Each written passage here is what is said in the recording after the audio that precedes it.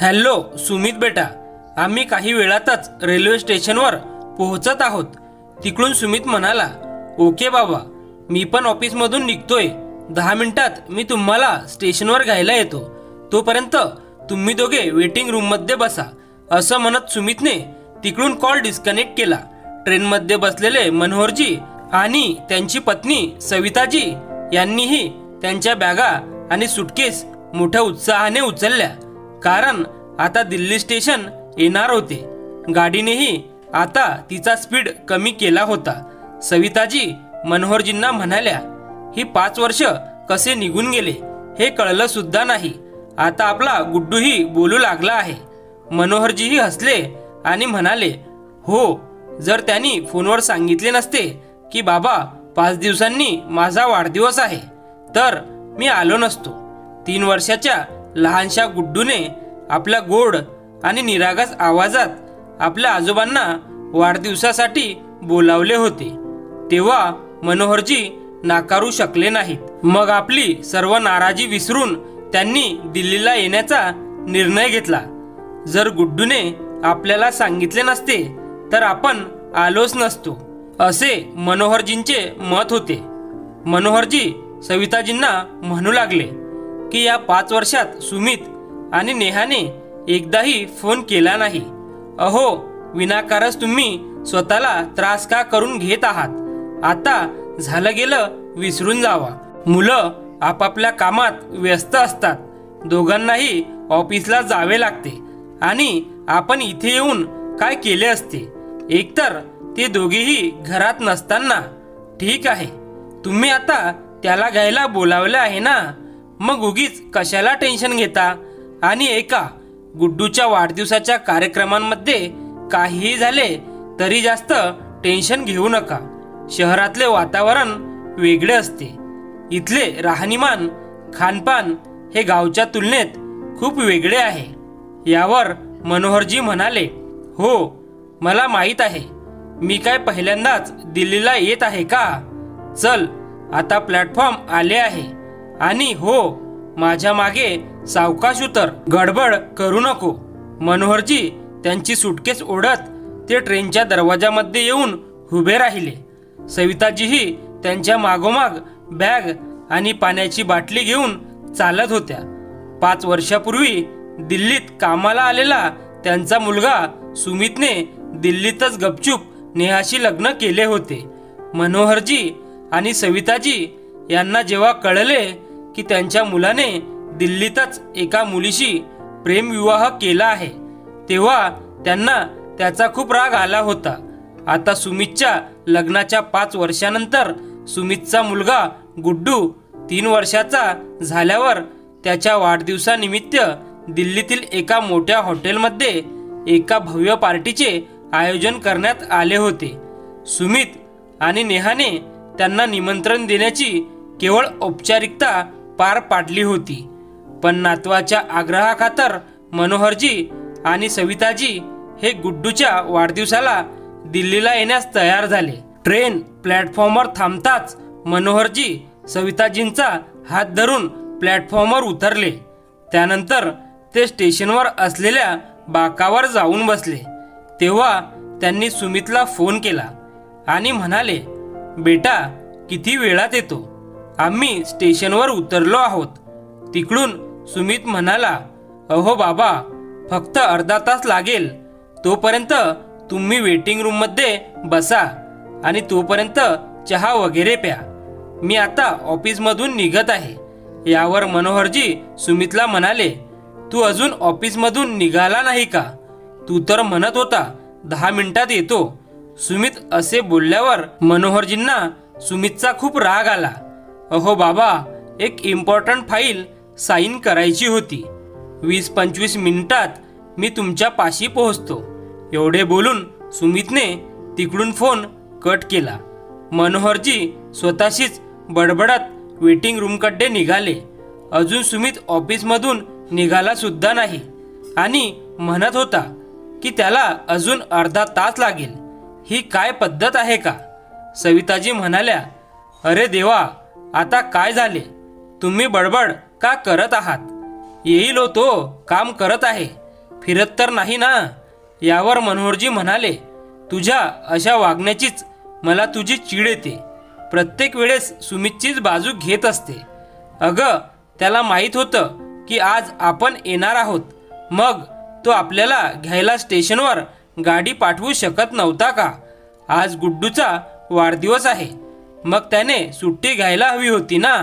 यावर सविताजी म्हणाल्या, सुट्टी घ्यायची काय गरज आहे? बर्थडेचा कार्यक्रम तर हॉटेलमध्ये आहे. सर्व काही तयारी करणे हॉटेलवाल्यांचे काम आहे. आपल्याला काय फक्त पैसे द्यायचे आहे आणि हॉटेलमध्ये जायचे आहे. यावर मनोहरजी चिडून म्हणाले, आता बास कर. चल, पलीकडच्या साईडला प्लॅटफॉर्म आणि वेटिंग रूम पण तिकडेच आहे. मनोहरजी सुटकेस ओढत चालू लागले. पायऱ्या चढून ते पलीकडच्या प्लॅटफॉर्मवर पोहोचले. वेटिंग रूममध्ये आल्यावर दोघांनीही तोंड हातपाय धुवून एक एक कप चहा घेतला. सुमारे अर्ध्या तासानंतर मनोहरजींनी पुन्हा सुमितला फोन केला. हो बाबा, आत्ता निघालो आहे. हॉटेलमध्ये काही ॲडव्हान्स पैसे भरून मग स्टेशनवर पोहोचतो. फोन खिशात ठेवत मनोहरजी गप्प बसलेले पाहून सविताजी म्हणाल्या, काय झालं? चहाचा घोट घेत मनोहरजी म्हणाले, अगं, तो आता हॉटेलला जातोय, त्यानंतर इथे येईल. बरं, ठीक आहे, येईल तो, तुम्ही काळजी करू नका. आणि आता तर फक्त 11:30 वाजलेत, अजून तर पूर्ण दिवस पडलाय. वाढदिवसाचा कार्यक्रम तर संध्याकाळी 7च्या नंतर सुरू होणार आहे. त्यानंतर जवळपास 1 वाजला होता आणि ते दोघेही बसून बसून कंटाळले होते. तेव्हा मनोहरजींनी सुमितला पुन्हा फोन केला. बराच वेळ फोनची रिंग वाजत राहिली. 2-3 वेळा फोन करूनही सुमितने काही फोन उचलला नाही.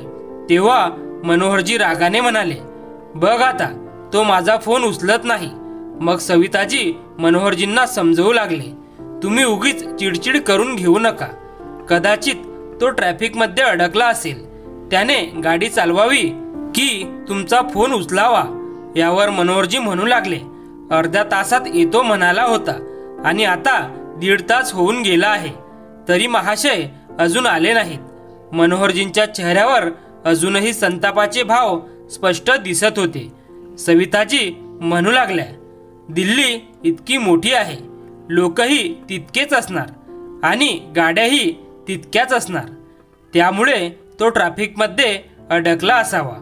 उगच नाही दिल्लीला आपल्या देशाची राजधानी म्हणत. तेवढ्यात मनोहरजींचा फोन वाजला. मनोहरजींनी लगेच फोन उचलला. हॅलो, अरे कुठे आहेस? सुमितने उत्तर दिलं, सॉरी पापा, मी ट्रॅफिकमध्ये अडकलो आहे. किती वेळ लागेल माहीत नाही.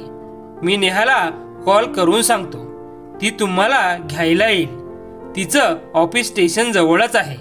जर तिचे ऑफिस स्टेशन जवळ आहे तर मग तू तिला आधी सांगू शकत नव्हता का? ठीक आहे, आम्हाला बसून बसून कंटाळा आलाय, असे म्हणत मनोहरजींनी फोन ठेवला आणि ते सविताजींच्या जवळ येऊन बसले आणि नेहाची वाट पाहू लागले. वाट बघत बघत 1 तास असाच निघून गेला. सुमारे 3 वाजले होते. तेव्हा संयम गमावून मनोहरजी म्हणाले, मला खूप भूक लागली आहे आणि माझ्या गोळ्याही मला घ्यायच्या आहेत. हे लोक कसले नाटक करत आहेत माहीत नाही. ऑफिस जवळ असूनही सुनबाई अजून येऊ शकली नाही. चांगलेच आम्हाला फसवायचे काम चालू आहे. सविताजी म्हणाल्या, अहो, सुमितने आपल्याला त्याच्या घराचा ॲड्रेसही सांगितला नाही, नाहीतर आपण स्वतः तिथे गेलो असतो. तुम्हाला खूप सहज राग येतो. कोणी आपले काम पूर्णपणे सोडून इथे कसे येऊ शकते? येईलच ती. असो, आपण तिला पहिल्यांदाच बघू. आतापर्यंत मी तिला फक्त फोटोंमध्ये पाहिले आहे. बरं, आता काहीतरी खावा, म्हणजे पोटाला जरा बरे वाटेल आणि तुम्हाला तुमच्या गोळ्यासुद्धा घेता येईल. असं म्हणत सविताजींनी बटाट्याची भाजी, पुरी आणि लोणचे डिस्पोजेबल प्लेटमध्ये काढले आणि ते ताट मनोहरजींना दिले. त्यांना खूप भूक लागली होती, म्हणून सर्व काही विसरून मनोहरजींनी बटाट्याची भाजी आणि पुरी खाल्ली. त्यानंतर जेवण वगैरे झाल्यावर त्यांनी काही वेळानंतर 1 कप चहाची ऑर्डर दिली आणि मग ते परत नेहाची वाट पाहू लागले. सुमारे 20 मिनिटांनी सुमितने पुन्हा कॉल केला. हॅलो पप्पा, नेहा आता स्टेशनवर पोहोचत आहे. कृपया तुम्ही चौकशी कार्यालयाजवळ जाऊन थांबा. मनोहरजींनी ताबडतोब सविताजींना उठवले आणि त्यांची सुटकेस बॅग वगैरे घेऊन ते चौकशी कार्यालयाजवळ पोहोचले.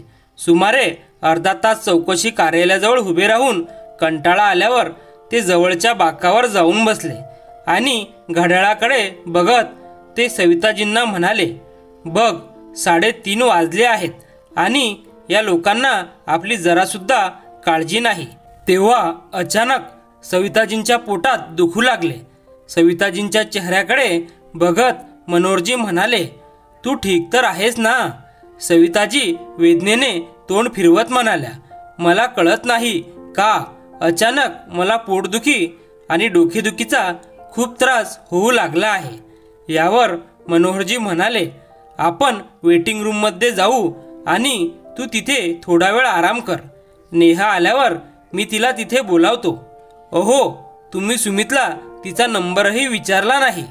त्यानंतर दोघेही वेटिंग रूममध्ये परतले. सविताजींना मनोहरजींनी बाकावर झोपवण्याचा प्रयत्न केला, पण तोपर्यंत इतर प्रवासी येऊन बसले होते. तिथे फक्त बसण्यापुरतीच जागा उरली होती. मनोहरजींनी बाहेर येऊन पुन्हा एकदा सुमितला फोन केला, पण त्याचा नंबर नॉट रिचेबल येत होता. त्यामुळे थकून मनोहरजी एका कोपऱ्यात जाऊन बसले. आता 4:30 वाजले होते.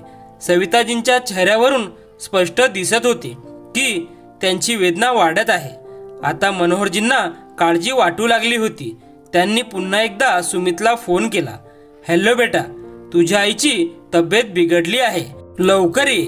तिकडून एका महिलेचा आवाज आला. तुम्ही कोणाला फोन केला आहे आणि तुम्ही कोण आहात? बेटा, मी सुमितचे वडील. तू नेहा आहेस ना?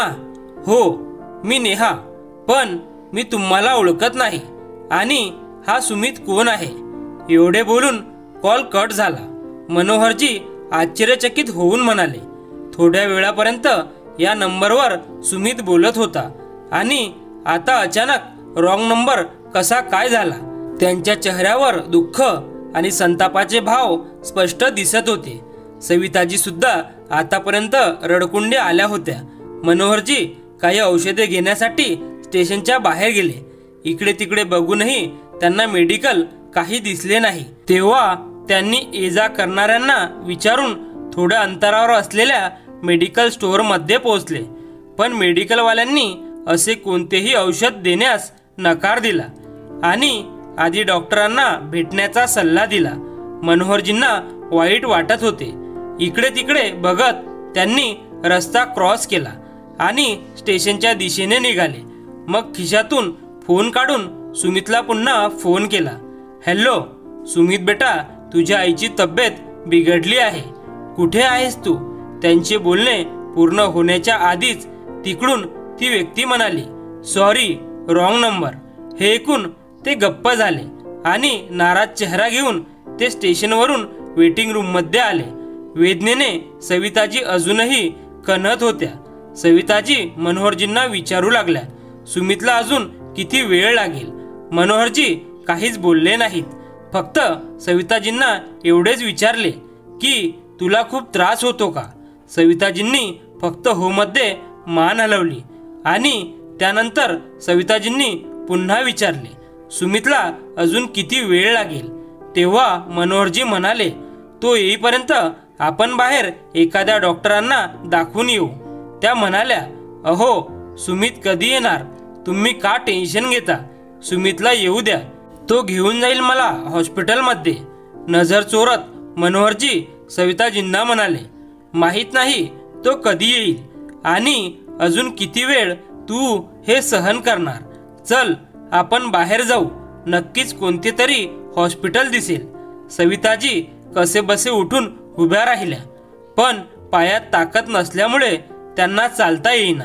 त्या म्हणू लागल्या, मला असे वाटते की माझ्या पायात जीव उरला नाही. मनोहरजी म्हणाले, अगं धीर धर, चल मी तुला आधार देतो. नाही सोडा, मला झोपायचे आहे. सविताजीने डोळे मिटले आणि बाकावर लोळू लागल्या. मनोहरजी खूप अस्वस्थ झाले होते. कसे तरी सविताजींना तिथेच आडवे करून त्यांनी फोन काढला आणि अनिच्छेने सुमितचा नंबर डायल केला. पण आता फोन नॉट रिचेबल लागत होता. सविताजींचा वेदनांनी ग्रासलेला चेहरा पाहताच असहाय्य मनोहरजींचे डोळे भरून आले. वेटिंग रूमचा एक सहाय्यक बराच वेळ त्यांची अवस्था पाहत होता. मनोहरजी रुमालाने आपले डोळे पुसत होते. तेव्हा तो सहाय्यक त्यांच्या जवळ आला आणि म्हणाला, काय झाले काका, काही प्रॉब्लेम आहे का? मनोहरजींनी ओल्या डोळ्यांनीच आपली सर्व कथा त्या सहाय्यकाला सांगितली. तेव्हा तो म्हणू लागला, अहो काका, तुमच्या बोलण्यावरून असे वाटत आहे की कदाचित तुमचा मुलगा आणि सून तुम्हाला घेऊन जाणार नाहीत. यायचे असते तर ते आतापर्यंत कधीच आले असते. मला माहीत आहे की तुम्ही बरेच तास त्यांची वाट पाहत आहात. आता तुम्ही माझं ऐका. आधी काकूंना डॉक्टरांकडे घेऊन जावा आणि मग गाडीत बसून घरी परत जावा. ही शहरे जितकी मोठी तितकीच इथल्या लोकांची मने लहान आहेत. माझ्या ओळखीचे एक डॉक्टर आहेत, मी त्यांना बोलावून घेऊन येतो. एवढे बोलून तो सहाय्यक निघून गेला. मनोहरजी सविताजींच्या चेहऱ्याकडे बघत राहिले आणि त्या सहाय्यकाचे शब्द आठवत राहिले. सुमारे 10 मिनिटांनी ते सहाय्यक डॉक्टरांसह परतले. डॉक्टरांनी चेकअप करून काही औषधे लिहून दिली आणि प्रिस्क्रिप्शन मनोहरजींना दिले. मनोहरजींनी डॉक्टरांना फी विचारली, पण डॉक्टरांनी फी घेण्यास नकार दिला. तुम्ही माझ्या आई वडिलांसारखेच आहात. तुम्ही त्वरित माझ्यासोबत येऊन औषधे घ्या. माझे मेडिकल स्टोअरही इथे जवळच आहे. मनोहरजी डॉक्टरच्या मागे जायला उठले. तेव्हा सहाय्यक म्हणाले, काका तुम्ही मावशीजवळ बसा, मी औषधे घेऊन येतो. डॉक्टर आणि सहाय्यकाला जाताना पाहून मनोहरजींना आश्चर्य वाटले की या शहरात जिथे आपले लोकही परके झाले आहेत आणि या शहरातले हे अनोळखी लोक आपल्याला मदत करत आहेत. मनोहरजी सविताजींच्या जवळ जाऊन बसले. सुमारे 15-20 मिनिटांनी सहाय्यक परत आला आणि त्याने मनोहरजींच्या हातात औषधे दिली. मनोहरजींनी सविताजींना उठवले आणि ते त्यांना औषधे देऊ लागले. सहाय्यक अजूनही जवळच उभा होता. तो मनोहरजींना म्हणाला, तुम्ही आज सकाळीच बरेलीहून आलात ना? यावर मनोहरजी हो हो. मनोहरजीचे बोलणे पूर्ण होण्याआधी सहाय्यक म्हणाला, मी तुम्हाला पाहिलं होतं. आता 30 ट्रेन तासाभराने याच प्लॅटफॉर्मवर परत येईल. माझा एक सल्ला आहे का, तुम्ही परत तुमच्या गावी जावा. तुमचा मुलगा तुम्हाला काही घ्यायला येणार नाही. इतक्या वेळात तुम्ही गावाला जाऊन परत आला असता. पण बघा, इतका वेळ होऊन सुद्धा तुमचा मुलगा तुम्हाला घ्यायला आला नाही. सहाय्यकाचे बोलणे पूर्ण होण्याआधीच मनोहरजींनी खिशातून 500 रुपयांच्या 2 नोटा काढल्या आणि त्याच्याकडे दिल्या आणि म्हणाले, बेटा औषधाचे पैसे घे आणि आमच्या दोघांसाठी रिटर्न तिकीटही आण. सहाय्यक पैसे घेऊन निघून गेला. सविताजींना औषधाने आता थोडे बरे वाटू लागले होते. काही वेळाने सहाय्यक तिकिटे घेऊन आला. त्यानंतर बरेलीकडे परत जाणारी ट्रेनही प्लॅटफॉर्मवर येऊन थांबली होती. सहाय्यकाने त्यांना ट्रेनमध्ये आरामात बसवल्यानंतर त्याने सविताजींना काही बिस्किटे आणि फळे आणून दिली आणि त्यांच्या जवळ बसून आपल्या कुटुंबाबद्दल बोलू लागला. ट्रेनने आधीच निघण्याचा हॉर्न दिला होता. सहाय्यकाने दोघांनाही त्यांच्या प्रवासासाठी शुभेच्छा दिल्या आणि त्यांचे चरणस्पर्श करून तिथून निघून गेला. फोनची रिंग ऐकून मनोहरजींनी फोन उचलला. तेव्हा ट्रेन प्लॅटफॉर्मवरून हळूहळू पुढे जाऊ लागली होती. सुमित तिकडून फोनवर विचारत होता, हॅलो बाबा, तुम्ही कुठे आहात? सॉरी, रॉंग नंबर असे म्हणत मनोहरजींनी फोन बंद केला आणि वेगाने मागे जाणाऱ्या स्टेशनला खिडकीतून पाहू लागले. कधी कधी आपली रक्ताची लोक परकी होतात आणि परकी लोक कामी येतात. धन्यवाद.